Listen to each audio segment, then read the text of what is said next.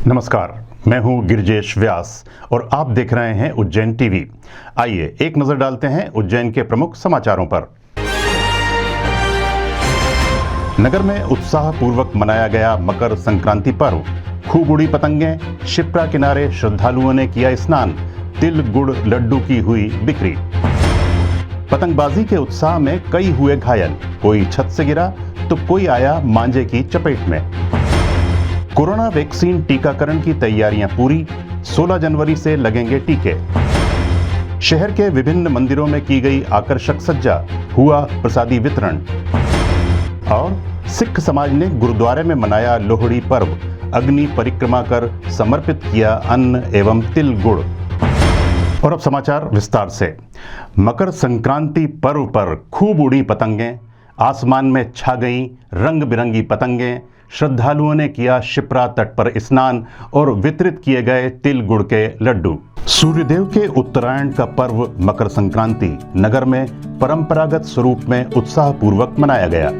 छोटे छोटे किशोरायु के बच्चों से लेकर युवा वर्ग घरों की छतों से पतंगबाजी करते देखे गए। फलतः आसमान रंग बिरंगी पतंगों से भर गया। पतंगबाजों ने जमकर पेंच लड़ाए। बच्चों द्वारा कटी पतंगे गलियों में खूब लूटी गईं। उधर शिप्रा मैया के सभी घाटों पर धर्म प्राण श्रद्धालु जनों ने पर्व स्नान किया। ब्राह्मणों ने यज्ञोपवीत बदले। रामघाट पर डॉक्टर मोहन यादव ने अर्घ्य देकर शिप्रा को चुनरी चढ़ाई। बच्चों को तीर्थ पुरोहितों द्वारा पतंगें वितरित की गईं। बाहर से आए श्रद्धालुओं की टोली भजन करते देखी गई।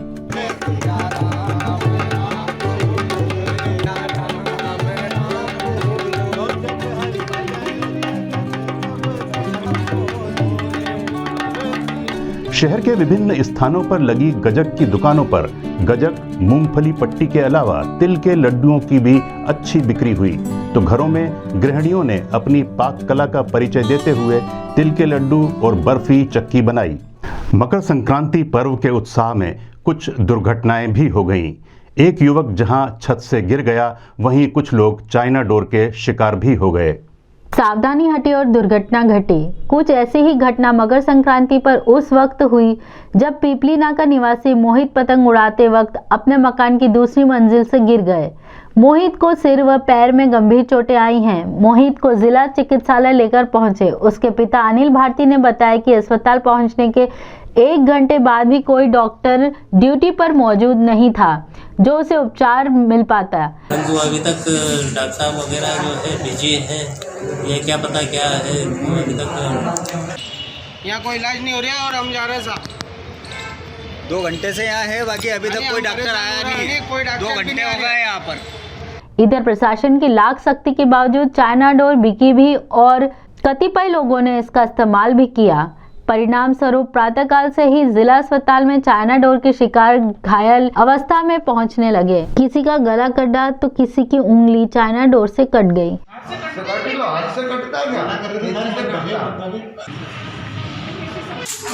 ब्रिज कूदते वहाँ से निकलते एक नाश्ते करने रुके हम थे, वहाँ से चलते डोर फंसी हमारे गले में, मेरे दोस्त की। इसकी उंगली कटी और उसकी गर्दन और ब्लड बहुत ज़्यादा पी गया। अच्छा, क्या नाम है आपके दोस्त का? बोलो मैडम। कहाँ से आए आप? छबड़ा राजस्थान से। अब छटेंगे कोरोना आतंक के काले बादल, क्योंकि उज्जैन में भी वैक्सीन आ चुकी है। 16 जनवरी से शुरू होगा टीकाकरण अभियान। सारी दुनिया के साथ महाकाल की नगरी भी 24 मार्च को कोरोना के काले साए तले आ गई थी। इसके बाद 295 दिन खौफनाक बीते।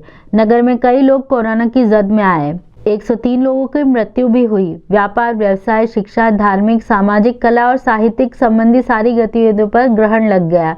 दुनिया भर के सारे वैज्ञानिक सहित भारत के वैज्ञानिक भी वैक्सीन की खोज में जुट गए। दुनिया के सारे शोधकर्ताओं के साथ भारत के शोधकर्ताओं ने भी सफलता हासिल की। गौरतलब बात यह है कि भारत की वैक्सीन दुनिया के सारे वैक्सीनों में सर्वाधिक प्रभावशाली एवं सस्ती है। अब इंतजार की घड़ियां समाप्त हो गई हैं। उज्जैन के लिए 15,300 डोज उज्जैन पहुंच गए हैं, जिन्हें कड़ी सुरक्षा में रखा गया है। जिले में वैक्सीकरण के 4 या 5 सेंटर होंगे, जिनमें आरडी गार्डी मेडिकल कॉलेज, जिला अस्पताल भी होंगे। ये टीके 7,650 लोगों को लगेंगे। इस तरह पहली खेप में 12,411 कोरोना वॉरियर्स को सबसे पहले 16 जनवरी से सुरक्षा प्राप्त होगी। वैक्सीनेशन का ब्यौरा देते हुए राजकुमार सोलंकी जिला स्टोर टीकाकरण प्रभारी ने बताया, वैक्सीन कल रात्रि में पहुंची है। सीएमओ साहब और डीआर साहब के अंडर में इस वैक्सीन को प्राप्त किया गया है और जो आईएलआर में रखी गई है +2 डिग्री तापमान बीच में रखी जाती है, उस तापमान में रखी गई है। प्लस उसकी सुरक्षा के लिए एक चारा गार्ड भी लगाया गया है। कितना डोज आया है? अभी हमें फर्स्ट फेज के लिए 15,300 डोज प्राप्त होगा। किस किस को पहला डोज लगेगा? सर अभी प्रथम फेज में 16, 17, 18 जनवरी में जितने भी गवर्नमेंट सेक्टर के और प्राइवेट सेक्टर के हेल्थ वर्कर्स हैं, उसमें स्टाफ नर्स हैं, एएनएम हैं, डॉक्टर्स हैं, जो भी कोविड से संबंधित रिलेटेड रहेंगे उन लोगों को वैक्सीन लगाया जाए। सर तहसील में भी पहुँचेगी कि डोज अभी कि अभी यहीं पे रखे? तहसील स्तर पे भी गए क्या अभी है? जी। कोरोना काल के बाद रेलवे द्वारा भी सामान्य गतिविधियां प्रारंभ कर दी गई हैं। इसी तारतम्य में उज्जैन रेलवे स्टेशन पर बैग स्कैन मशीन प्रारंभ हुई। उज्जैन रेलवे स्टेशन पर एक और जहां कोरोना काल के बाद गतिविधियां सामान्य क्रम में संचालित होने लगी हैं, वहीं दूसरी ओर सतर्कतावश स्टेशन पर लगी बैग स्कैनिंग मशीन चालू की गई। यात्रियों के बैग सीआरपीएफ के जवानों की निगरानी में स्कैन किए जा रहे हैं।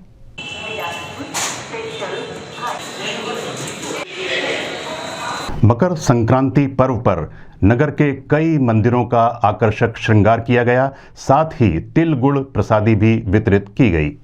प्रायः सभी धार्मिक पर्वों के अवसर पर नगर के धर्म स्थलों के श्रृंगार की परंपरा रही है। इसी क्रम में मकर संक्रांति के अवसर पर नगर के मुख्य मंदिरों के श्रृंगार के साथ प्रसाद वितरण भी किया गया।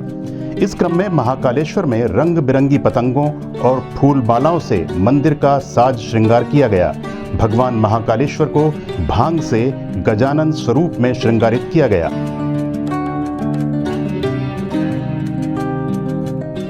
नगर के मध्य छत्रेश्वरी चामुंडा माता मंदिर को भी पतंगों और पुष्पहारों से सजाया गया।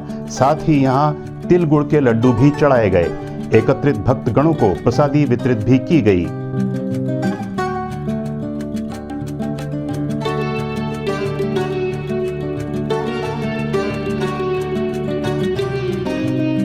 आज मकर संक्रांति का महापर्व चामुंडा माता मंदिर पर मनाया जा रहा है, जिसमें आज माता जी को श्रृंगार किया गया है। मकर संक्रांति के उपलक्ष्य में फूलों से एवं पतंगों से पूरे मंदिर को सजाया गया है एवं आज प्रतिदिन भोजन व्यवस्था जो होती है उसमें आज खिचड़ी, हलवा एवं जलेबी के प्रसादी का निरंतर वितरण किया जा रहा है। 12 बजे से 5 बजे तक निरंतर प्रसादी का वितरण किया जाएगा मकर संक्रांति का। इसी तरह नगर के ख्यात चिंतामण गणेश मंदिर को भी पतंगों और पुष्पहारों से सुसज्जित किया गया। संत अवधेशपुरी महाराज के सानिध्य में दर्शनार्थियों को तिल गुड़ के लड्डू और खिचड़ी की प्रसादी वितरित की गई। पर्व का महत्व प्रतिपादित करते हुए संत श्री अवधेश जी महाराज ने कहा, वास्तव में भगवान सूर्य आज उत्तरायण हो रहे हैं, ठीक है, तो ये अंधकार से प्रकाश की ओर अग्रसर होने का ये त्यौहार है। तम सोमा ज्योतिर्गमय की साधना है। आज भगवान सूर्य की साधना करते हैं और तिल, स्पेशली तिल और गुड़ के लड्डू आज हम लोग दान करते हैं। स्नान और दान दोनों का आज बहुत पुण्य होता है, इसलिए सब लोग इसमें जो भी बन पड़ता है सब लोग आगे आते हैं। आज श्यामधाम आश्रम के महंत हमारे श्री राधे राधे बाबा श्याम बाबा, उन्होंने भी इस समय का लाभ उठाते हुए शहर के सिख समाज ने परंपरानुसार मनाया लोहड़ी पर्व। अग्नि को समर्पित किए गए तिल और गुड़। शहर के विभिन्न समाज मकर संक्रांति पर अपनी अपनी मान्यताओं और परंपरानुसार अलग अलग नाम और पद्धतियों से मनाते हैं। इसी क्रम में नगर के सिख समाज ने फ्रीगंज स्थित बड़े गुरुद्वारे में लोहड़ी पर्व मनाया। माघ महीने की पूर्व रात्रि पर सिख समाज की सभी संगत के लोग एकत्रित हुए। अग्नि प्रज्वलित कर उसकी परिक्रमा करते हुए तिल और गुड़ समर्पित की गई। इस धार्मिक अनुष्ठान की जानकारी देते हुए गुरुद्वारा अध्यक्ष चरणजीत सिंह कालरा ने बताया, सिख समाज के द्वारा हर वर्ष लोहड़ी का त्यौहार मनाया जाता है। इसमें सारी संगत गुरुद्वारे इकट्ठे होकर बड़े धूमधाम से त्यौहार मनाते हैं और माघ महीने की शुरुआत की पूर्व रात्रि त्यौहार मनाया जाता है। क्या होता है इसमें ये अग्नि प्रोजेक्ट करके उसकी परिक्रमा कर जाती है और इसमें तिल गुड़ डाले जाते हैं, जिसमें ये पुरानी ऐसी कहावत है कि अगर तिल गुड़ जितने जलेंगे उतने हमारे पाप खत्म होते हैं, नई फसल की शुरुआत, और आज से नई फसल की शुरुआत होती है। स्वास्थ्य मंत्री तुलसी सिलावट ने किए महाकाल दर्शन और प्रदेश सरकार के लिए मांगा आशीर्वाद। मकर संक्रांति के अवसर पर स्वास्थ्य मंत्री तुलसी सिलावट ने सपत्नीक महाकाल दर्शन किए। इस अवसर पर प्रेस से रूबरू होते हुए श्री सिलावट ने कहा कि उन्होंने प्रदेश के विकास के लिए भगवान महाकाल से आशीर्वाद मांगा। साथ ही उन्होंने किसान कानून में सरकार के रुख का समर्थन करते हुए कहा कि ये कानून किसानों के हित में है। और बाबा से याचना की है कि मध्य प्रदेश के यशस्वी मुख्यमंत्री शिवराज जी के नेतृत्व में मध्य प्रदेश का विकास हो, प्रगति हो।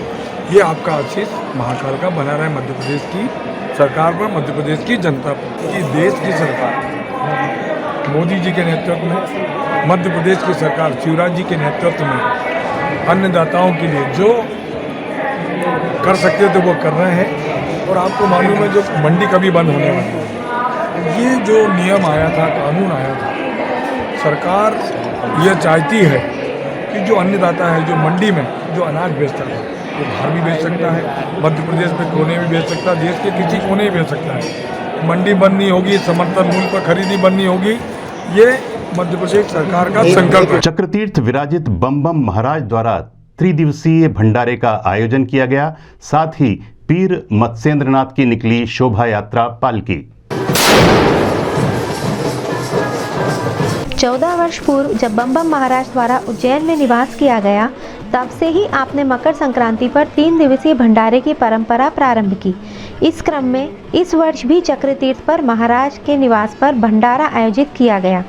साथ ही महाकालेश्वर मंदिर में पीर मत्स्येंद्रनाथ की पालकी शोभा यात्रा निकली, जो चक्रतीर्थ तक पहुंची। पालकी शोभा यात्रा में बैंड, ध्वज वाहकों के साथ बड़ी संख्या में श्रद्धालुजन शामिल थे।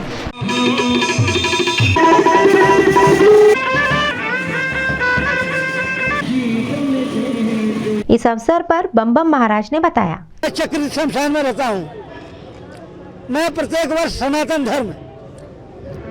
धर्म की मर्यादा के लिए, सनातन धर्म को चलाने के लिए दादा गुरु पीर मच्छेंद्रनाथ जी का, जो सभी देवी देवताओं के दादा गुरु हैं, मैं उनका प्रत्येक वर्ष जब से उज्जैन में आया हूँ तब से मैं प्रत्येक वर्ष उनका 14 जनवरी को भंडारा देता हूँ।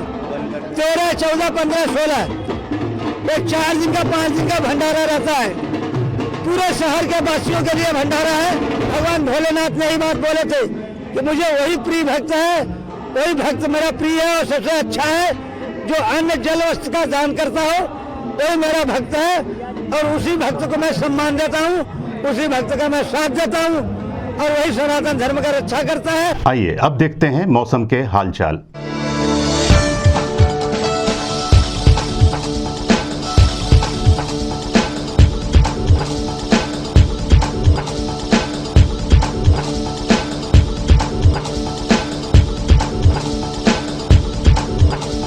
अंत में प्रमुख समाचार एक बार फिर। नगर में उत्साह पूर्वक मनाया गया मकर संक्रांति पर्व। खूब उड़ी पतंगें, शिप्रा किनारे श्रद्धालुओं ने किया स्नान। तिल गुड़ लड्डू की हुई बिक्री। पतंगबाजी के उत्साह में कई हुए घायल, कोई छत से गिरा तो कोई आया मांझे की चपेट में। कोरोना वैक्सीन टीकाकरण की तैयारियां पूरी, 16 जनवरी से लगेंगे टीके। शहर के विभिन्न मंदिरों में की गई आकर्षक सज्जा, हुआ प्रसादी वितरण। और सिख समाज ने गुरुद्वारे में मनाया लोहड़ी पर्व, अग्नि परिक्रमा कर समर्पित किया अन्न एवं तिल गुड़। तो ये थे उज्जैन के समाचार। उज्जैन के ताज़ा समाचारों के लिए देखते रहिए उज्जैन टीवी। साथ ही लाइक करिए और सब्सक्राइब करिए उज्जैन टीवी की यूट्यूब चैनल को। नमस्कार।